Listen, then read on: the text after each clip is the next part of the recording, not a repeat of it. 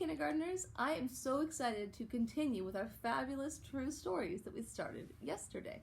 So yesterday we drew a beginning, middle, and end picture of something that happened to us over this weekend. And Miss McCracken and I are actually writing this story together. So I'm continuing with her story about chopping wood with her brother. So first things first, before we get started, I want you to take out your story and have it in front of you so that you can follow along as I show you the story that Miss McCracken and I are working on as a team. Okay, so on the first page, and the pictures are a little bit different than they were yesterday because I drew them and my drawing is a little different than Miss McCracken's, but it's the same story with the same things happening. So this is the beginning, which as you remember is about Miss McCracken and her brother chopping wood. When I start a story out, a tip to make my reader feel like they're right there in it with me is to use the magic word. Are you ready? Once.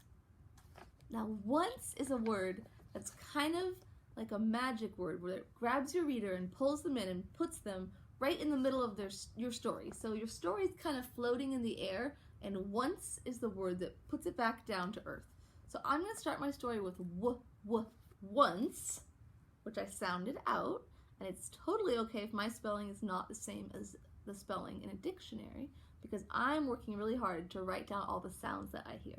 So once, and I did a finger space between my words, my, which is a snap word, so I close my eyes and I tried to picture it on the word wall or in the morning messages and other places I've seen it, and wrote once my brother. I sounded it out. I even clapped it out with different syllables like you can do if you're feeling stuck or like a word is way too big. Let's do it together. Brother. Do it with me. Brother. So I heard the beginning sound, the b, and I heard that blend of the r, and the vowel that makes the sound, which we know is u. And then I heard that tricky blend, and I thought to myself, I think that blend that makes that th sound is, you got it, th. So let's all say that together. Th, it kind of tickles your tongue. It's the sound in the, and it's the sound in brother. So my brother and I, more snap words, were chopping wood. So the parts of the story that I've taken care of so far are the action, or what's happening, which is chopping wood, and the characters, or who's in the story, which is Miss McCracken and her brother, and what is the part that's missing. I've got who's in the story and what those people are doing, but I'm missing an important step. I want to see if you can think in your brain and remember what it's called. It's a word that starts with a s sound, and it is setting. Ding, ding, ding, ding, ding, you got it. Setting means where a story is taking place. So the setting of Miss McCracken's story would be in the snow. So I put my punctuation, I did my double finger space, and then I started with another uppercase letter because I'm starting a new sentence and wrote, we were in the snow.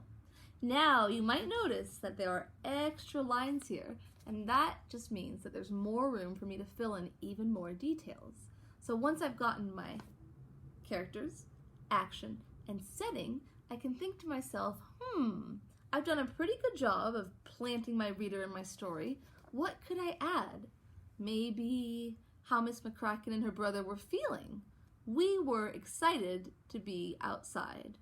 Or maybe what time it was. It was almost sunset. Those are all the kind of juicy details you can add that can make your reader even more interested in your story and even more a part of your story, like feel like they're right there with you chopping the wood. So once you've done this for your beginning page, once you've done your characters, action, and setting, you're going to flip to your middle and end page and make sure that each and every page in your story that already has beautiful illustrations also has great words, and that the words are sure to include who's there, what's happening, and where it's happening. Now, if you want a challenge, there's a couple other things you can think of too. Are you ready for them? Show me you're ready by patting your head. And we're going to have to pretend because I can't actually see you right now, unfortunately. But I know my kindergarten friends are doing this with me. Show me you're ready by doing chicken wings. Show me you're ready by going club, club, club. Good, I can tell that you're all ready. So, here are the extra special challenge things to think about if you know that you've taken care of your action, your characters, and your setting on all 3 of your pages.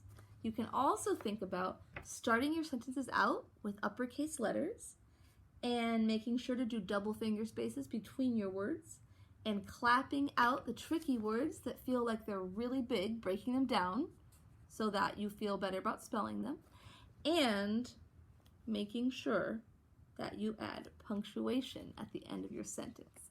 Now, a quick note about punctuation. When you have a sentence that's just like a thing that you're stating that's a fact, you use a period, right? When it's something that's very exciting, like maybe on your next page you're going to write, I got a splinter! Something really exciting or scary or something that makes you feel a big feeling has a exclamation mark. And if you're writing a sentence that is more like, I don't want to say the word and give it away, but it's something you're wondering, like a something you're asking, that's called a question mark. Exactly. So those are the things I want you to think about if you want to challenge yourself. But the main and most important part of today's step of writing our stories is making sure that each page, our beginning page, our middle page, and our end page, has characters, action, and setting. Do that with me. Characters, action, and setting. All right, friends, I cannot wait to hear what you write, or read it at least, and I'm going to talk with the other teachers and try to think if there's a way that we can have a big writing share-out circle so that we can hear each other's stories too and share our own. So stay tuned for that, and in the meantime, get working on your fabulous true story.